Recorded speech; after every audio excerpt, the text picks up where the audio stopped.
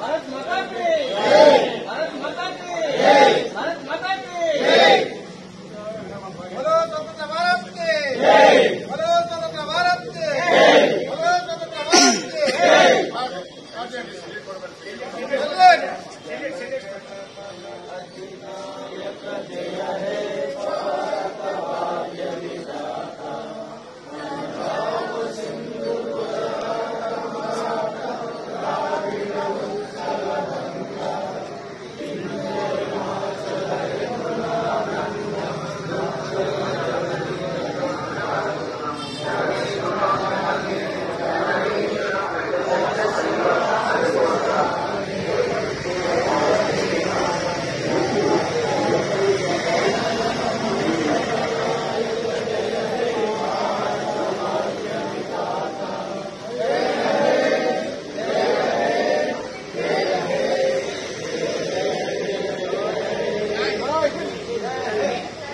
పత్రికా సోదరులకి నమస్కారం.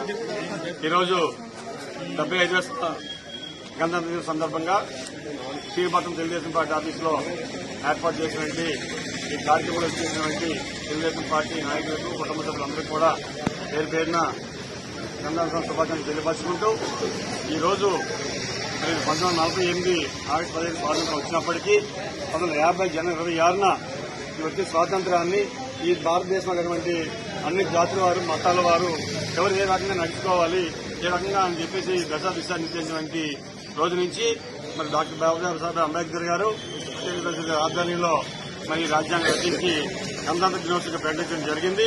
ఎదురైన మరి స్వాతంత్రం ఆ రోజు నుంచి మరి పరిపాలన ప్రారంభమైంది భారతదేశంలో.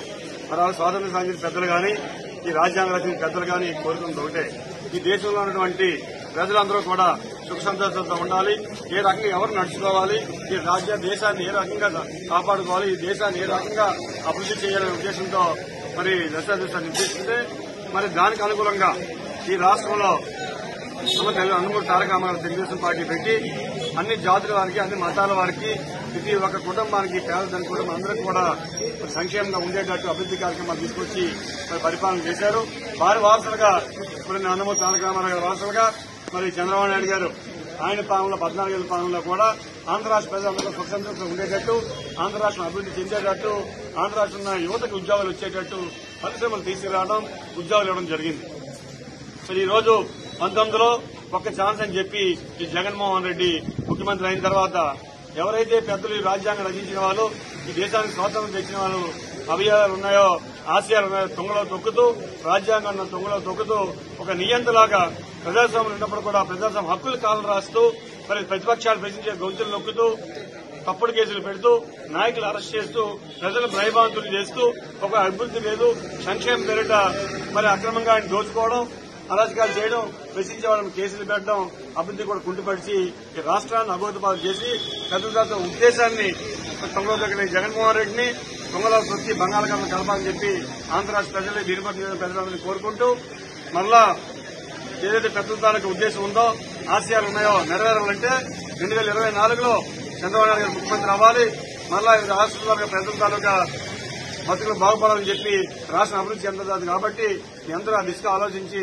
చంద్రబాబు గారు ముఖ్యమంత్రి చేసుకోవాలని చెప్పి కోరుకుంటూ మరి ఈ రోజున ఈ గణతంత్ర సంవత్సర వేడుకల్లో పాల్గొన్నటువంటి వీటిపట్నం తెలుగుదేశం పార్టీ శ్రేణులందరికీ కుటుంబ సభ్యులకి పేరు పేరున గణతంత్ర శుభాకాంక్షలు తెలియపరుచుకుంటూ సెలవు తీసుకుంటున్నాను. జై హింద్, జై భారత్ మాతా. भारत माता की भारत माता की भारत माता की